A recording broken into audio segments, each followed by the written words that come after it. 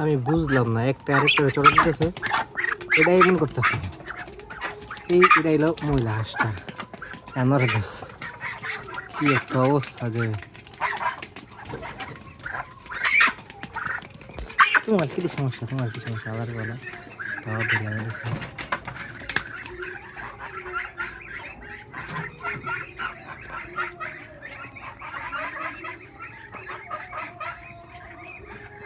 মানে কি কম, একটা বড় হাঁস নাই, যে হাঁসটা বড় হেডাও মেয়েছে, এই জন্য ছোট হাঁসগুলো দাওয়ায় ডাকাইতে ওটা।